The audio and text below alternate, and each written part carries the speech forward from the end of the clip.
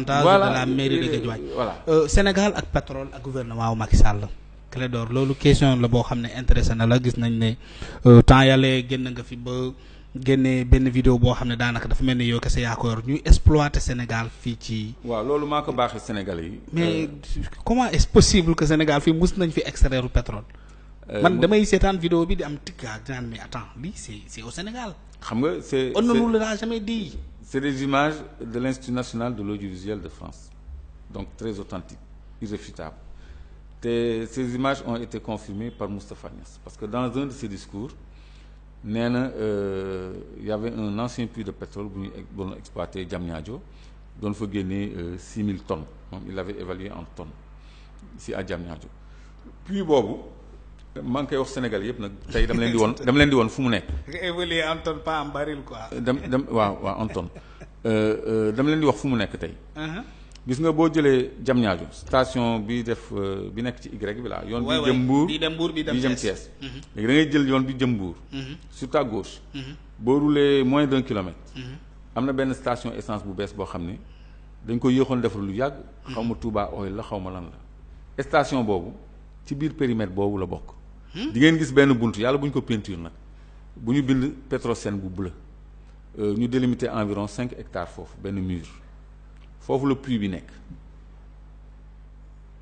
dem nga nii ba teg ci sa bët yow. mais boo bëggee ma yóbbu la fa dama koy tegteel Sénégalais yi pour ñëpp gis nga foofu arrêt bus la sax arrêt car la am na ay pelle mécanique yu fa gaare ak ay engins de génie civil yu gaare foofu mur bi mu ngi jaune benn porte garage bu mag la ak benn porte bu ndaw. ñu peindre ko en bleu Petrosen foofu la puits yi nekk léegi mur boobu boo ko jëlee ci sens gauche am prolongé ko noonu am na benn carré bu màbb foofu am na ñu ko màbbal pour doon seet foofu dara ba léegi tabaxaatuñ ko journaliste bu nekk citoyen bu nekk mën na dem vérifier ju foofu li ma koy wax. non ñun dinañ fa dem xaw ma nag. ñu ngi demee mais dinañ fa dem. ak yeneen gox mën naa leen ko woon leneen ci Sénégal man xam naa fi as tuut. donc c'était pour rek parce que Sénégal boo leen waxee ni extrait nañ ci pétrole. mais loolu dañ ko exploiter rek yóbbu ko France wala jox ko tubaab bi wala nu mu demee ñun Sénégal est-ce que jëfandikoo nañu pétrole boobu nga xam ne fii ci suñu réew lañ ko doon. xam nga booba. Sénégal amul woon presque indépendance. Français yi. kon ay yan année la après ay années. c'est les années 60 la vidéo boobu am. mais puits bi jiitu na 1960. À titre d'exemple. est-ce que xam nga ñun am nañu terminal pétrolier xam nga lan mooy terminal pétrolier.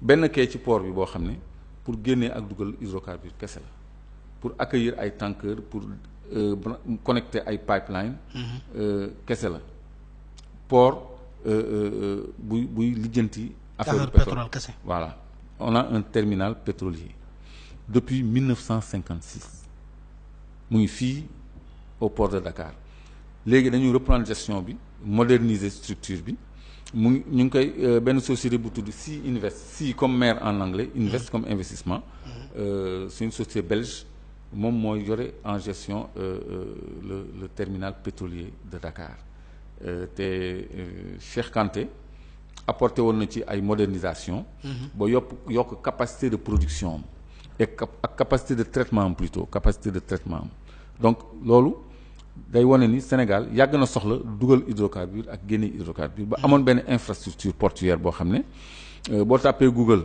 boo nee terminal boo defee recherche terminal pétrolier Dakar mu won la image yi te di nga fa gis Oryx ak Total Oryx c'est pas par hasard Total aussi c'est pas par hasard yooyu mën na am yeneen développement donc c'est vrai que premier ministre lay wax toujours toq gaz génnul toq pétrole génnul c'est pour nous endormir donc xalifa bi li mu waxoon laay dellu si rek. nañu wax dëgg nañu wax tokk pétrole génn na kon Sénégal fii nii actuellement wala bi yaa ngi ci. ci blogu Sangomar.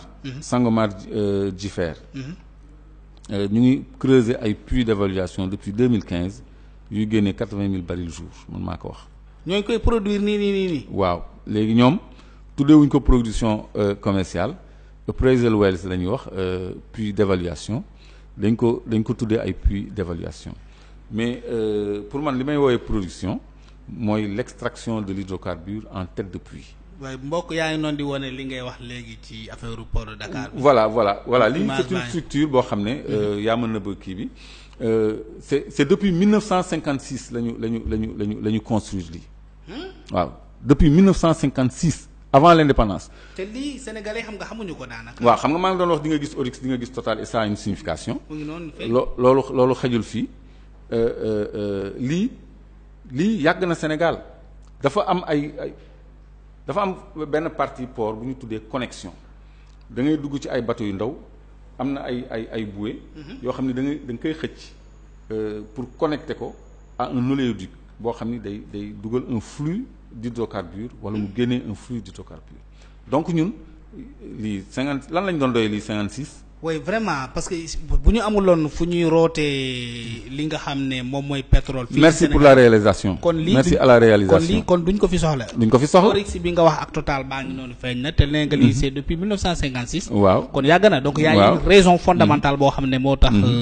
ñu tabax lii fii ci suñu port te mu ngi fi ba tey ñu koy entretenir ce qui veut dire que. dañ ko moderniser. ba léegi mu ngi liggéey. dañ ko moderniser sax. dañ ko moderniser ce qui veut dire que soxla muñ ci amoon démb. moom lañ ci gën a am tey bu ko raw lañ ci am. ba jox ko une société belge la Sea Invest. mu moderniser ko sous Cheikh Kanté. dama ci am document dama cee liggéey yii may wax nii. dama koy évoquer nii en passant mais dama cee liggéey. moo tax man la boo gisee Total ak Oryx c'est une longue histoire boo xam ne c'est toute une émission lu bëri lañ ci mën a wax parce que ay affaire la donc pétrole.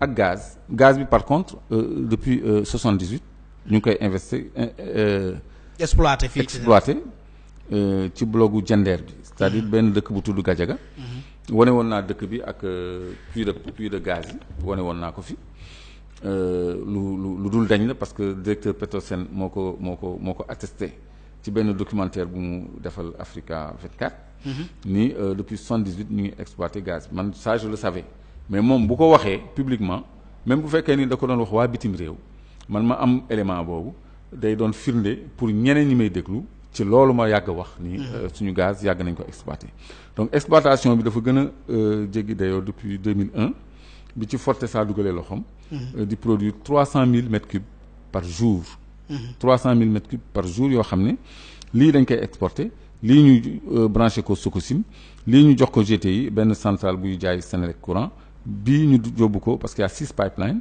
6 gazoducs plutôt bii ñu yóbbu ko centralu Cap de Biche parce que ñoom dañu am benn turbine à gaz léegi ñun ñu ngi am loolu yëpp ba noppi importer benn bateau turc boo xam ne affrété benn bateau turc boo xam ne dañ koy louer bateau bi 12 turbines à gaz la bateau bi day importer gaz bi nga xam ne comme gaz bi ñu produire Gadiaga la di ko lakk di ko jaay Senelec pour Senelec mënuñu ko jaayaat. te ñu am fii gaz ñun ci réew mi. te ñu am fii gaz te Fortesa ci décret bi ko jox concession bi daf ko sas mu forer puits boobu di def 300 000 mètres cubes jour. te xam nga ñaata la ci def 2 millions de dollars. ça veut dire que puits gaz cherul. parce que c'est pas en mer c'est pas des méga structures c'est un forage. 2 millions de dollars c'est 1 milliard. Senelec am na 1 milliard. ëpp na ko kay Petrosen am na 1 milliard. pourquoi ñun ñi moom suñu yëf. ñu koy dénk étranger. duñu ŋàccal suñu bopp jox Senelec mu defaral ñu courant boo xam ne dafay yomb ci askan bi yomb ci entreprise yi industrie yi suñu industrie yi compétitive parce que coût de production voilà bateau baa ngi nii boo compter turbines yi 1 2 c'est 12 turbines à gaz 125 mégawatts supplémentaires. am na ñu doon àll sa temps la nee nañ contrat am jeex na war na fi jógee. déedéet parce que déjà mu ngi menacé en tout cas napp gi. contrat am jeexul de bateau bi mu ngi fi pour 5 ans encore.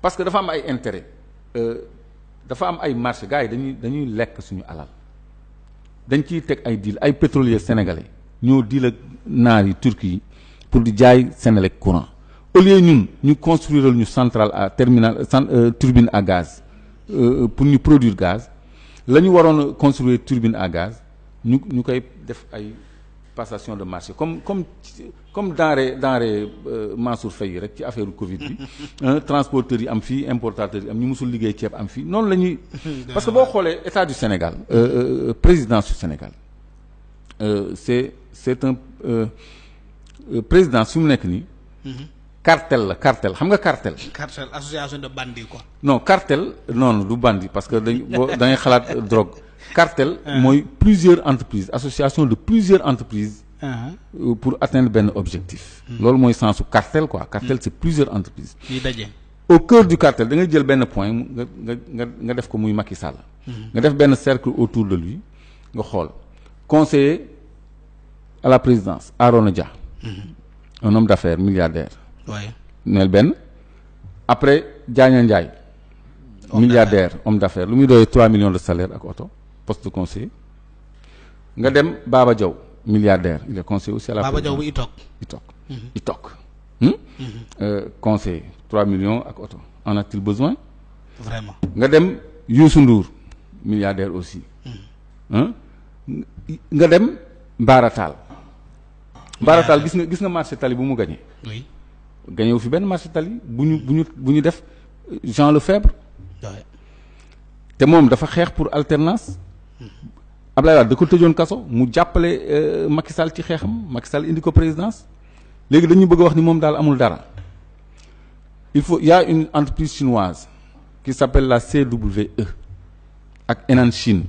nañu xool ñooñu ñan la ñuy liggéeyal baarataal la ñuy liggéeyal donc moom dilam dafa set kenn du kii donc ñi ko wër ñëpp ay affaires c'est des hommes d'affaires au cœur de la présidence loolu musul exister Sénégal donc loolu moo waral pàccoo gi ñuy pàccoo suñu alal ak projet yi nga xam ne lu nekk ci intérêt Sénégal c'est de la haute trahison ngay importer du méthane benn bateau di importer du méthane nga xam ne ñun dañ koy produire pour def ko courant di ko jaay seen lekk pour ñun IRD benn kuréel bu nekk UEMOA buy toppatoo wàllu régulation en matière d'énergie nee na kilowatt dans l'espace UEMOA warul dépasser 30 francs Côte d'Ivoire ñu ngi ci 50 francs le kilowatt et ils n'ont pas atteint les normes de l'IRD Sénégal ñu ngi ci 110 genre politique énergétique yi mooy rendre notre facture salée et élevée actuellement baril pétrole ñaata la daanuwul est-ce que ça s'est répercuté sur le consommateur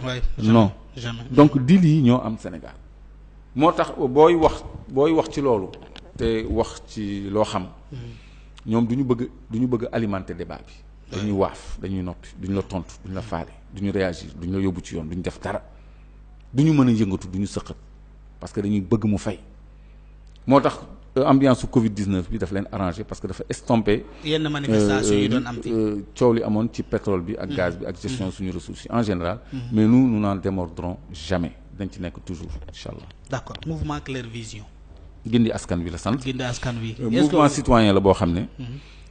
li mu wuteeg yeneen mouvement yi mooy du mouvement buy wut clientèle politique maanaam ay membres massifs yu adhéré mais mouvement la buy viser les citoyens même boo nekkee APR wala nga am une coloration politique wala nga nekk syndicaliste wala nga nekk citoyen lambda ñun suñu communication daf lay viser. parce que suñu démarche suñu modus operandi mooy fexe ba chaque citoyen nekk un relais de communication. donc ñu am une approche didactique boo xam ne ñun boo nekkee membre tu es tenu de connaître tous les codes. Code de l'environnement code pétrolier code minier code des obligations civiles et commerciales tous les codes xam tous les textes de référence ba noppi am ay éléments ay arguments intellectuels indéboulonnables pour être un relais de communication et poser des problèmes dans l'espace public. Parce que membre Claire Vision bu nekk war na am jumtuwaay pour mën a défendre kaas man mii li may kaas am man mii li may am par exemple rapport inspection générale d'État waaye rapport contrat Akilee yooyu yëpp ñun dañ koy partager suñu biir pour que ku ci nekk am ci une bonne lecture une claire vision mu gindeeku ci donc loolu mooy suñu donc est-ce que seen mouvement bi kon amul ambition politique si ñun on vise ni la présidence ni les mairies mais bu élection législative amoon ñun bëgg nañu def suñu entrée à l'Assemblée nationale parce que foofu la ñu voté code minier boo xam ni Sénégal 10% la ci am donc dañu amender loolu wala ñu réviser loolu dañu def ay propositions de loi dans ce sens parce que député nit ñi dañu xamul lan la dañu foog ni pour tàccu la ak pour dàgg sante rek la mais député da ngay am un laissez-passer permanent boo xam ni ça te donne accès partout c'est-à-dire man tey jii su ma amoon un badge de député doon naa mën a dem fële Fortesa fi ñuy extraire gaz bi sans ñu mën ma retenir ma xool su ma fa gisee lu jaarul yoon mën naa commettre des experts pour une enquête mën naa soumettre proposer une commission d'enquête parlementaire mën naa am accès dans la gold room mooy fi ñuy xellee or bi dans les gisements de Sabodala sans ñu téye ma suñ ma téyee je peux requérir la force publique pour entrer et tout important. ça donc député dafa am ay moyens de contrôle de l'exécutif yoo xam ne def naa du ko utiliser ñoom seen laissez-passer ñu koy utiliser pour dem Gambie ñëw dugal ay marchandises seen maal pour yooyu daal lañ koy doyee alors que li muy jëriñ ëpp na loolu donc moo tax élection législative incha allah dinañu intéressé. C'est très important. Il y avait une question gars yi may signaler ci suuf ne heure bi daanaka jeex na mais liberté provisoire Sénégal dañ la koy jox ba pare on ne te rappelle jamais fii daal liberté provisoire dafay synonyme liberté définitive. non xam nga dafa am ñaari LP. LP liberté provisoire ak LP liberté permanente. Liberté permanente LP.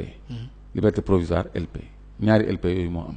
am na ñoo xam ne boo leen bëggee libérer de prison LP nga leen di jox dootu ci déggaat ñu wax ci. liberté provisoire boo xam ne daanaka permanente la quoi. mais beaucoup d'acteurs politiques dañ leen ko teg seen dodd comme épée Damoclès ay waa PDS yu bëri LP lañ leen jox ba léegi waxatuñu seen affaire des adversaires politiques dañ leen di jox LP rek pour les tenir en respect waaw. des partenaires politiques aussi boo leen bëggee tirer d'affaire nga jox leen LP tamit. nga bàyyi leen noonu. comme Bougazeli. maanaam à chaque instant on peut le rappeler. Bougazeli lan moo ko jot. il est bien important ñu ni daf feebar bàyyi leen ko ki ñu jàppoon pour faux médicaments yi grâce ñoom daal ñoo yore seen justice di ko instrumentaliser malheureusement. moo tax on souhaite de tous nos vœux un changement nit nekk fi koo xam ni daf fi nekkal intérêt askan bi intérêt patriote yi gëm réewam voilà donc fii moom kumba am ndey ak kumba amul ndey moo fi nekk parce que ci biir émission bi maa ngi la doon wax bu ñuy wax ab problème foncier yi que lii yëpp justice buy dox moo koy régler parce que ku jalgati yoon bu ñu ko tegee ci yoon rek citoyen bi dootul amut lu muy kaas waaw dañuy bàyyi lépp ci loxo yoon parce que justice régulateur social bu doy waar c'est un excellent régulateur social la justice léegi bu ñu ko freiner wala ñu plomber ko rek injustice mooy bëri donc ay problèmes ak ay conflits ak ay confrontations malheureusement moo fi nekk merci beaucoup monsieur Clédor Sène en tout cas internautes ils ont bien apprécié li nga doon wax léegi en termes de jàngale man naa ko noonu ils ont bien aimé ñu ngi la doon suivre un peu partout dans le monde xam nga Sénégal daal moom la ñu rawee gars yi ñoo ngi partout dans le monde surtout la diaspora machallah qui nous suit en tout cas chaque jour mosu ñoo bàyyi mbokk yi ñoo ngi leen di jaajëfal jox leen dig daje ci beneen yoon ci beneen numéro à bâton rompu fii ci Sénégal tous les lundis merci beaucoup